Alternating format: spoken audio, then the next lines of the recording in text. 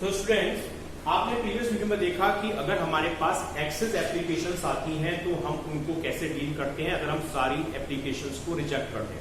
Now the next one is pro rata basis. Pro rata basis मैंने बताया था partial allotment. जब हम पार्शियल अलॉटमेंट करते हैं, अमाउंट को रिटर्न नहीं कर रहे, हम अमाउंट को उनकी आगे की कॉल्स पर एडजस्ट कर दे रहे हैं। जैसे सपोज एग्जांपल लीजिए, 10,000 शेयर थे और एप्लीकेशन आई 15,000 के लिए, यानी आपने इश्यू किए 10,000 और एप्लीकेशन रिसीव आपको हुई 15,000। एप्लीकेशन की वैल्यू है आपकी 3 रुपीज की, अलॉटमेंट की वैल्यू है आपकी 4 और फर्स्ट कॉल 3 रुपीज की, ठीक है। और क्या कर रहे हैं आप, excess amount adjusted allotment only, allotment पर आप इसको एडजस्ट कर ले रहे हैं, ठीक है। तो उस केस में आप फर्स्ट एंट्री देखिए, रिसीविंग ऑफ एप्लीकेशन मनी होगी, तो उसकी एंट्री क्या होगी, bank account debit to share application account, ठीक है। अब देखिए आपने कितने शेयर इश्यू कर, एप्लीकेशन आपको रिसीव हुई 15,000, तो 15,000 एप्लीकेशन पर 3 रुपीज के रेट से आपके पास अमाउंट आया होगा 45,000 रुपीज। 45,000 आपको एप्लीकेशन रिसीव हुई। अब आप इसको रिटर्न नहीं कर रहे, कहां एडजस्ट करेंगे, आप यहां क्वेश्चन कह रहा है अलॉटमेंट पर एडजस्ट करेंगे, यानी अलॉटमेंट मांगा जाएगा तो एक्सेस अमाउंट वहां पर एडजस्ट हो जाएगा। तो सेकेंड एंट्री क्या होगी आपकी, share application account debit to share capital. अब यहां पर हम बैंक नहीं लिखेंगे क्योंकि हम यहां पर रिटर्न नहीं कर रहे हैं, हम यहां पर एडजस्ट कर रहे हैं, तो यहां पे हम लिखेंगे कहां पर, अलॉटमेंट पर। तो टू शेयर अलॉटमेंट अकाउंट। कितना अमाउंट आपको रिसीव हुआ, 45,000। यू आर रिसीविंग 45,000 रुपीज, लेकिन आपके नंबर ऑफ शेयर कितने थे, 10,000 रुपीज।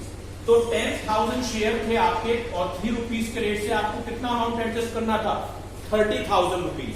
तो यानी शेयर कैपिटल में आप डालेंगे 30,000 रुपीज और बचे हुए 15,000 रुपीज, ये आपके आ जाएंगे शेयर अलॉटमेंट पर।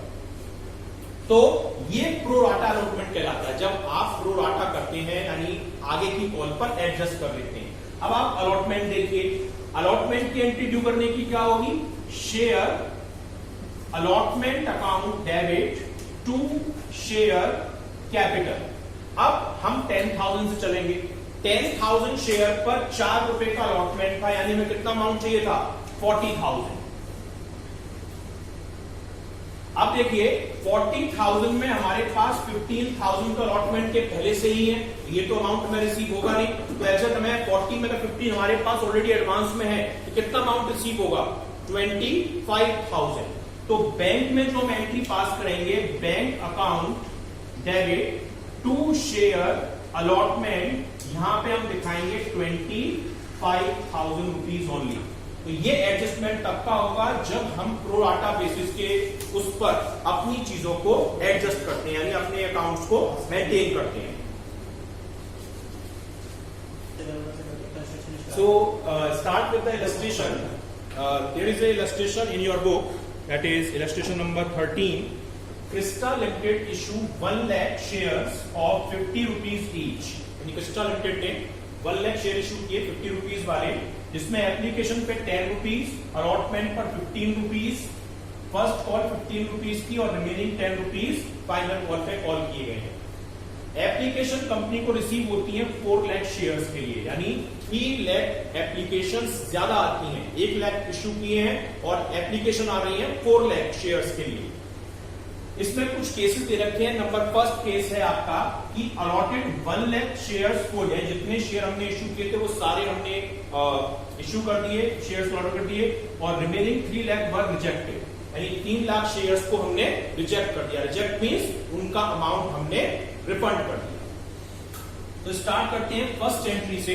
First entry of receiving of application money from the public, तो उसकी एंट्री मैंने आपको लिखाई है, bank account debit to share application account, यानी एप्लीकेशन का अमाउंट आपको रिसीव हो रहा है और आपको कितने एप्लीकेशन रिसीव हुए? आपको एप्लीकेशन रिसीव हुई थी 4 लाख शेयर्स के लिए। 4 लाख शेयर्स पर आपको एप्लीकेशन का 10 रुपीज रिसीव हो रहा है, यानी कितना अमाउंट रिसीव हुआ? 40 लाख रुपीज। तो यानी आप पहली एंट्री में अमाउंट डालेंगे 40 लाख रुपीज। क्लियर? अब ये अमाउंट आप ट्रांसफर करेंगे शेयर कैपिटल अकाउंट में। तो सेकेंड एंट्री क्या हो जाएगी आपकी?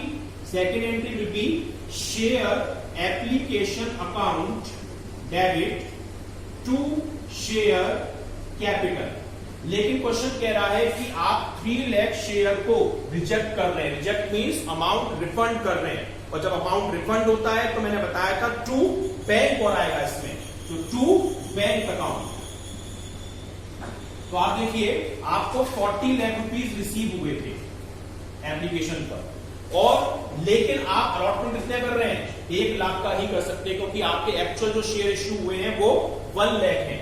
तो 1 लाख शेयर पर 10 रुपीज की एप्लीकेशन के रेट से, यानी कितना अमाउंट आप डालेंगे यहां पर? 10 लाख रुपीज शेयर कैपिटल में, और रिमेनिंग जो 30 लाख रुपीज बचे वो आप बैंक से रिफंड कर देंगे, क्योंकि आपका अमाउंट ये रिजेक्ट का है और ये आपको रिफंड करना होगा। Clear? Now the next one is allotment. Allotment due करने की एंट्री, उसकी एंट्री मैंने आपको लिखा है share allotment account debit to share capital. अब आपके 4 लाख खत्म हुए, अब आपके नंबर ऑफ शेयर चलेंगे 1 लाख, जो आपने एक्चुअली इश्यू किए थे। 1 लाख शेयर है और अलॉटमेंट की जो प्राइस है वो है आपकी 15 रुपीज। 15 रुपीज अलॉटमेंट पर शेयर आपको और पे करना है पब्लिक को। तो 15 रुपीज के रेट से 1 लाख शेयर का अमाउंट कितना हो जाएगा? 15 लाख रुपीज। तो यानी यहां पे आप ड्यू में अमाउंट डालेंगे 15 लाख रुपीज। क्लियर? अब ये अमाउंट आपको रिसीव हो रहा है, तो रिसीविंग ऑफ अलॉटमेंट मनी की एंट्री भी मैंने आपको दिखाई है। क्या है वो? Bank account debit to share allotment account, और ये पूरे 15 लाख रुपीज आपको रिसीव हो जाएंगे। क्लियर? नाउ नेक्स्ट जो आपकी कॉल है वो कौन सी है? First call. यहां पर फर्स्ट कॉल की भी एंट्री आपको पास करनी है, तो फर्स्ट हम करेंगे ड्यू ऑफ फर्स्ट कॉल की एंट्री। तो ये 5th एंट्री होगी आपकी, तो उसकी एंट्री क्या लिखा है? Share first call account debit to share capital, तो वही आपको एंट्री पास करनी है। Share first call account debit to share capital account. 1 lakh आपने शेयर इश्यू किए थे और फर्स्ट कॉल की वैल्यू भी 15 रुपीज है, तो यानी ये भी आप 15 लाख रुपीज से एंट्री पास करेंगे। 15 लाख। देन ये अमाउंट आपको रिसीव हो रहा है, क्योंकि कहीं भी कोई भी आपका अमाउंट रिड्यू बाकी नहीं है। तो 6th एंट्री आप क्या करेंगे? रिसीविंग ऑफ कॉल मनी, उसकी entry bank account debit to share capital account. Clear? और ये पूरे 15 लाख रुपीज आपको रिसीव हो जाएंगे। Now the last final call. Final call 10 rupees की है, उसे आप ड्यू करेंगे, तो ड्यू करने की entry share final call account debit to share capital account. 1 lakh share है आपके और 10 रुपीज का फर्स्ट कॉल का अमाउंट है, तो मींस यहां पे कितना अमाउंट आएगा? यहां पे अमाउंट आएगा 10 लाख रुपीज, और ये लास्ट में आप अमाउंट रिसीव कर रहे हैं। तो लास्ट एंट्री क्या होगी? Bank account debit to share final call account, और 10 लाख रुपीज ये आप रिसीव कर लेंगे। So this is the entry of when all the Axis applications are rejected by the company. Now the case second is conditions आपकी same है, बस आपका case अलग है। ये सेम क्रिस्टल ने 1 लाख शेयर इशू किए 50 रुपीज वाले, 10 रुपीज एप्लीकेशन पर, 15 रुपीज अलॉटमेंट पर, और first call 15 rupees, final call 10 rupees. 4 lakh applications company को रिसीव हुई है। केस सेकंड ये है कि कंपनी ने प्रो राटा किया 25% शेयर जो अप्लाई किए उनका, इसका मतलब ये है कि जो 4 लाख शेयर हमारे पास एप्लीकेशन रिसीव हुए हैं उनके 25% यानी उनको 1 लाख शेयर ही इश्यू किए, रिजेक्ट कुछ नहीं किया है, यानी कंपनी ने अपने साइड से रिजेक्ट नहीं किया, यानी 4 लाख शेयर्स में ही 1 लाख शेयर का डिवीजन कर दिया। जो अमाउंट एडजस्ट हो सकता है वो अलॉटमेंट पे एडजस्ट करेंगे और बचता है फिर भी तो कोई रिफंड कर देंगे। तो इसके लिए आप एक प्रो डाटा टेबल बनाएंगे, तो उसके लिए देखिए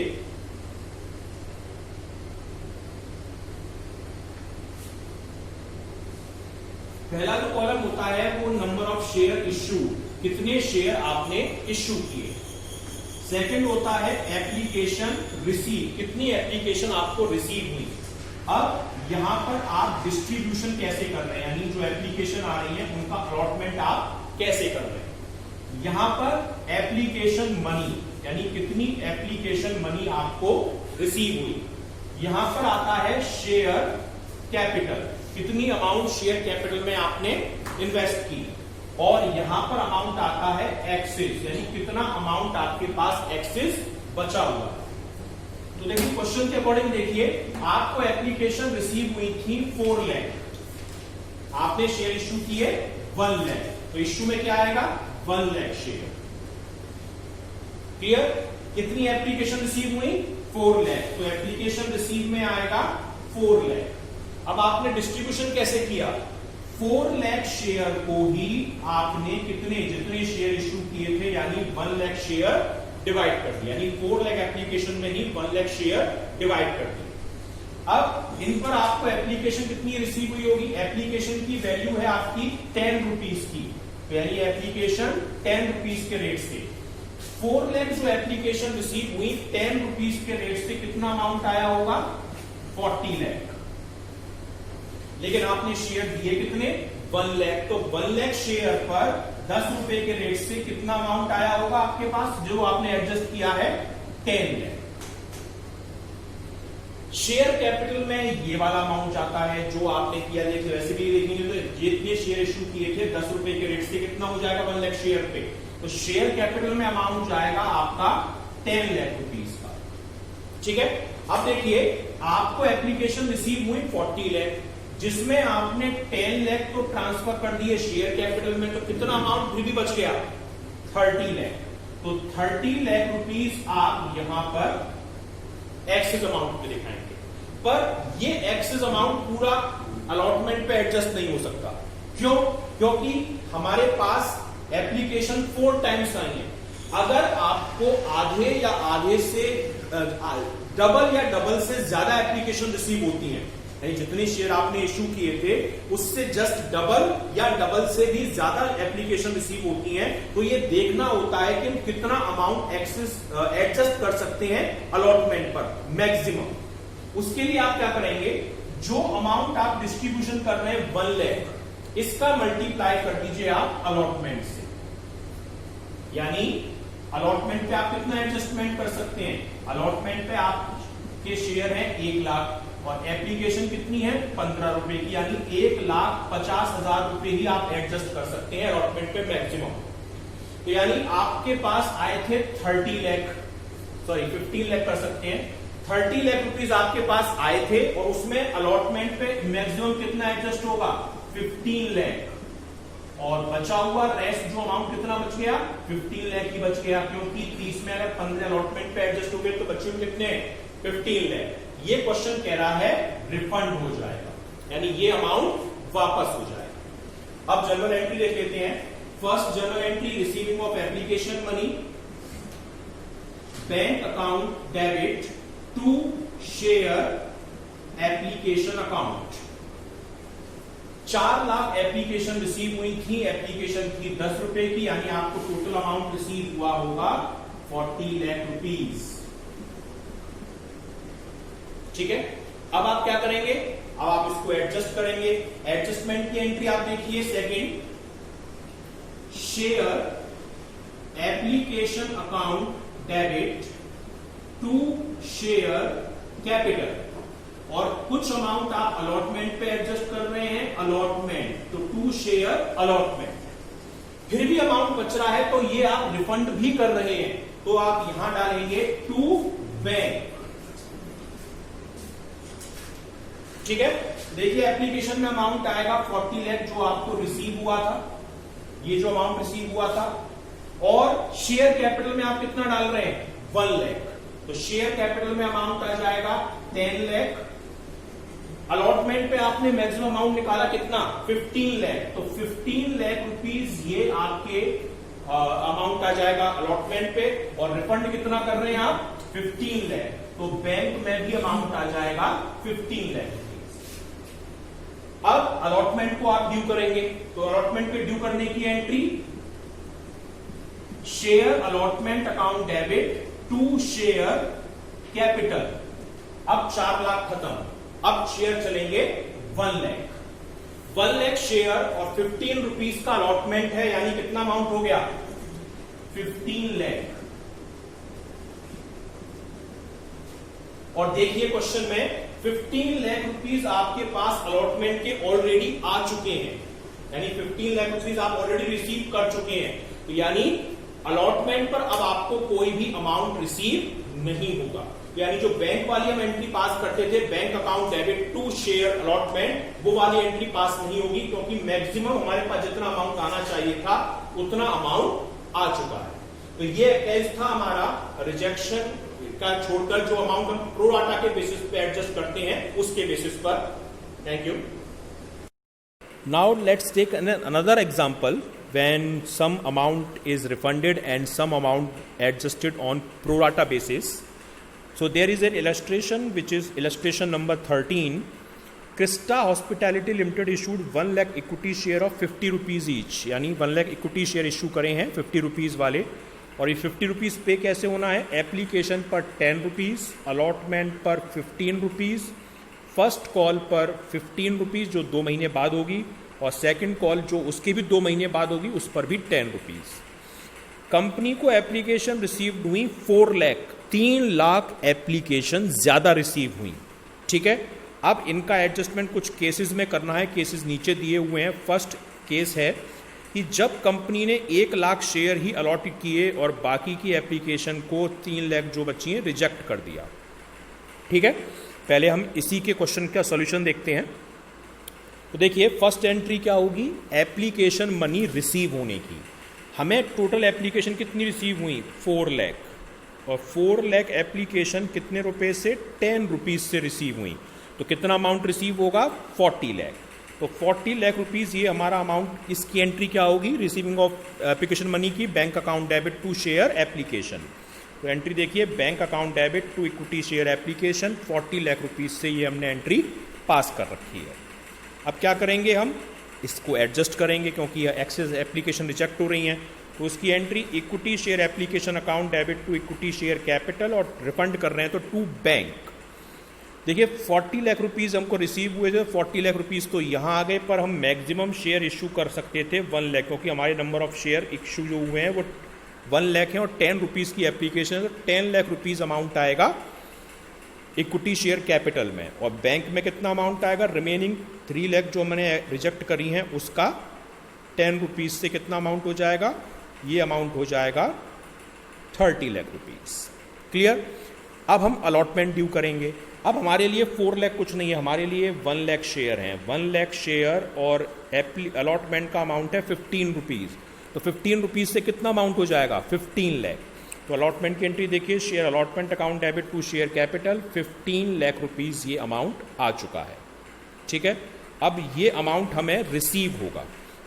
रिसीव यहाँ पे क्वेश्चन में कहीं ये तो कहा नहीं गया है कि हमको कोई अमाउंट रिसीव हुआ नहीं है, तो यानी ये टोटल अमाउंट हम रिसीव कर लेंगे। और रिसीविंग ऑफ अलॉटमेंट मनी की एंट्री क्या होती है, bank account debit to equity share allotment, और ये अमाउंट 15 लाख रुपीज़ ही यहाँ आ जाएगा 1 फरवरी को। ठीक है, अब क्वेश्चन कह रहा है इसके 2 महीने बाद हमने फर्स्ट कॉल मांगी है, 2 महीने बाद 1 फेब के यानी 1 अप्रैल, और फर्स्ट कॉल मांगने की एंट्री क्या होती है ड्यू करने की, first call debit to share capital, तो वही देखिए equity share first call account debit to equity share capital. 1 lakh share थे और फर्स्ट कॉल की प्राइस भी 15 रुपीज़ ही थी, तो इसकी अमाउंट भी कितनी हो जाएगी 15 लाख रुपीज़ हो जाएगी। तो यानी ये हम यहाँ लिखेंगे share equity share first call debit to equity share capital. और ये अमाउंट अब हमें रिसीव हो जाएगा। तो रिसीविंग की एंट्री क्या होती है, bank account debit to equity share first call, और 15 लाख रुपीज हम ये यहां पर एडजस्ट कर लेंगे। क्लियर।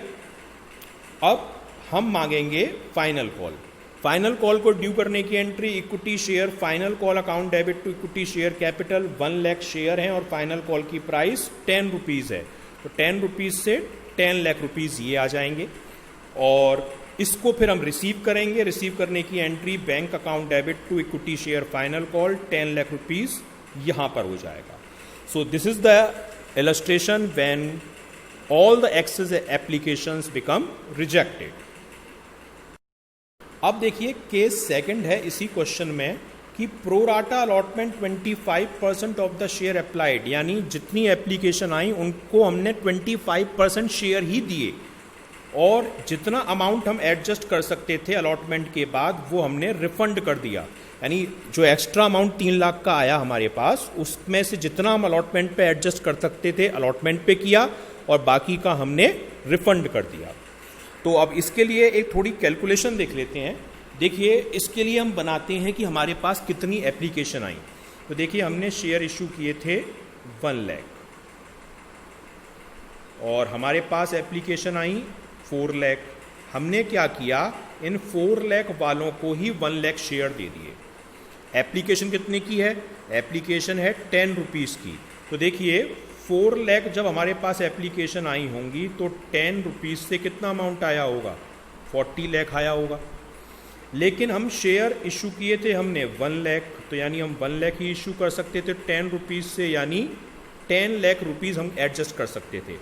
अब देखिए 40 लाख रुपीज़ आए, 10 लाख एडजस्ट हो सकते थे, तो यानी 30 लाख हमारे पास एक्स्ट्रा बचा हुआ है। लेकिन हम इस पे एडजस्ट कितना कर सकते हैं अलॉटमेंट पर। देखिए 1 लाख शेयर हैं और अलॉटमेंट की जो प्राइस है वो 15 रुपीज़ है, यानी हम केवल 15 लाख रुपए ही एडजस्ट कर सकते हैं इस 30 में से। यानी अगर 30 में से 15 लाख एडजस्ट होंगे तो बचे हुए 15 लाख क्या हो जाएंगे, ये रिफंड हो जाएंगे, यानी इन्हें आप रिफंड कर दोगे। तो ये कैलकुलेशन हमें करनी पड़ेगी। अब आप देखिए इसका एंट्रीज कैसे पास होंगी। फर्स्ट हमको अमाउंट रिसीव हुआ होगा कितने शेयर पर, जो एप्लीकेशन हमें रिसीव हुई है, यानी 4 लाख, और कितने रुपए से हमें रिसीव हुआ है 10 रुपीज़ की रेट से एप्लीकेशन। तो रिसीविंग ऑफ एप्लीकेशन की एंट्री क्या होती है, bank account debit to equity share application, और ये अमाउंट आ जाएगा 40 लाख रुपीज़। क्लियर। अब देखिए अब आप इसको एडजस्ट करेंगे। एडजस्ट करने की entry equity share application account debit to equity share capital. यहां पर जो एक्सेस अमाउंट आया है उसे आप अलॉटमेंट तक एडजस्ट कर रहे हैं, तो टू इक्विटी शेयर अलॉटमेंट, और फिर भी बच रहा है तो टू बैंक। 40 लाख रुपीज आपके पास आए थे, ठीक है, उसमें से शेयर कैपिटल में 1 लाख जो शेयर आपने इश्यू करे हैं 10 रुपए के रेट से मैक्सिमम 10 लाख रुपए जा सकते हैं। अलॉटमेंट पर आप मैक्सिमम एडजस्ट कर सकते हैं कितना, मैंने यहाँ पे निकाल के दिखाया था 15 लाख रुपए, तो 15 लाख रुपए आप यहाँ पर एडजस्ट कर लेंगे, ठीक है। और फिर भी आपका कितना अमाउंट बच रहा था, 15 लाख ही बच रहा था 30 लाख में से, तो ये रिफंड हो जाएगा। तो टू बैंक में 15 लाख रुपीज़। तो एंट्री क्या हो जाएगी, equity share application account debit 40 lakh, equity share capital account to equity share capital account 10 lakh, to equity share allotment 15 lakh, और टू बैंक अकाउंट 15 लाख। अब हम अलॉटमेंट का अमाउंट ड्यू करेंगे, कॉल करेंगे, तो उसकी एंट्री क्या होती है, equity share allotment account debit to equity share capital. अब हमारे नंबर ऑफ शेयर 1 लाख रहेंगे, 4 लाख खत्म, यानी हमारे नंबर ऑफ शेयर कितने हो गए 1 लाख, और अलॉटमेंट कितने का है 15 रुपए का, तो हमें कितना अमाउंट चाहिए 15 लाख रुपीज, ठीक है। अब आप ऊपर क्वेश्चन में देखिए सेकंड एंट्री में अलॉटमेंट के 15 लाख रुपए ऑलरेडी हमारे पास आ चुके हैं और 15 लाख ही हमको चाहिए थे और 15 लाख ही आ चुके हैं, तो रिसीविंग ऑफ अलॉटमेंट मनी की एंट्री नहीं होगी, क्योंकि आपके पास जितना अलॉटमेंट पे अमाउंट चाहिए था वो एडवांस में ऑलरेडी आप रिसीव कर चुके हैं, तो यानी बैंक टू शेयर अलॉटमेंट वाली एंट्री आप पास नहीं करेंगे। बाकी फर्स्ट कॉल सेकंड कॉल ये दोनों एंट्रियां सेम एज इट इज़ वैसे ही होंगी जो हमने फर्स्ट वाले केस में पढ़ा था, तो उसकी कोई चेंजेस नहीं है, वो एंट्रीज आपको सेम एज इट इज़ वैसे ही पास करनी है। Thank you.